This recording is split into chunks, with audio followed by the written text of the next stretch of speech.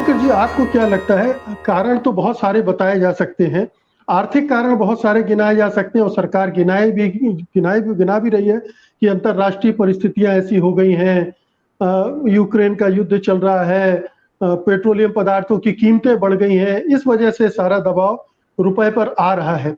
लेकिन financial mismanagement रुपए की इस लगातार निरंतर गिरावट में कितनी जिम्मेदार है? यानी जैसा अभी प्रोफेसर मेहरोत्रा ने कहा कि कोरोना के पहले या यूक्रेन के क्राइसिस के पहले ही स्थितियां बिगड़ गई थी, यानी 2018 में भी 68 रुपए कुछ पैसे तक पहुंच गया था रुपया।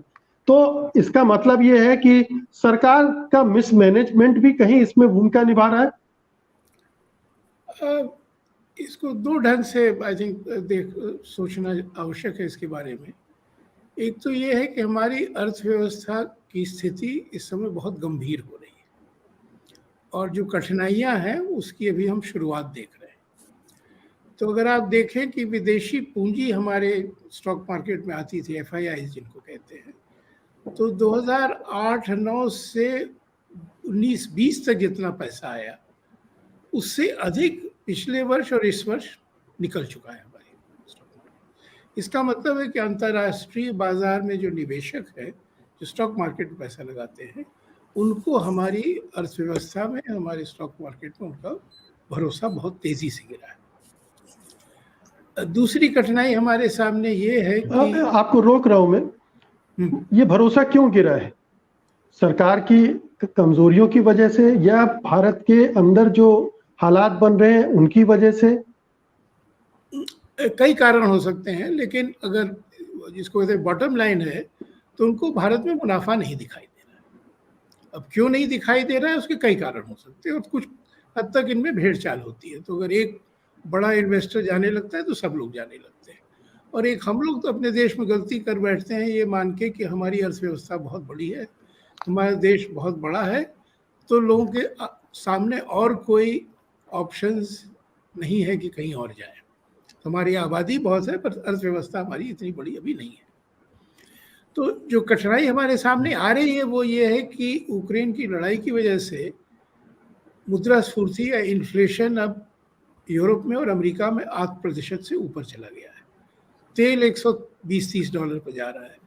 तो विदेशी परिस्थितियों से की वजह से हमारे यहाँ मुद्रास्फीति और बढ़ेगी। अच्छा, इन परिस्थितियों में जो उचित नीति होती है जो हमारे देश में नहीं रही है, मैं उस पर भी 1 मिनट आपका लेना चाहूँगा कि अगर हमारे देश में इन्फ्लेशन का रेट अगर मान लीजिए 8% है और बाकी दुनिया में 4% है, तो हमारा रियल एक्सचेंज रेट जो है वो 4% बढ़ जाता है अगर हमारा नॉमिनल एक्सचेंज रेट न गिरे।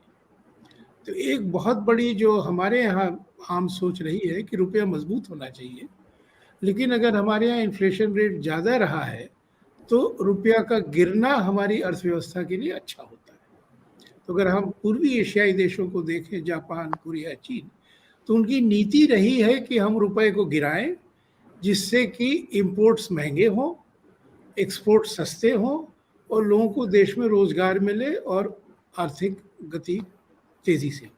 तो ये हमारे देश में बहुत गलत फहमी रही है बहुत दिनों से कि रुपए का गिरना अर्थव्यवस्था की कमजोरी का एक संकेत है। रुपए का गिरना जो है वो अगर हमारा मुद्रास्फीति रेट या इन्फ्लेशन रेट अगर ज्यादा रहा है तो उसका गिरना हमारी अर्थव्यवस्था के लिए अच्छा है। लेकिन जी माफ कीजिएगा, एक सवाल जी प्लीज। लेकिन अभी की परिस्थिति ऐसी है कि अगर हमारी मुद्रास्फीति और बढ़ेगी और रुपया और गिरेगा तो जो विदेश से तेल वेल आएगा वो और महंगा होगा और हमारी आर्थिक कठिनाइयाँ और बढ़ेगी।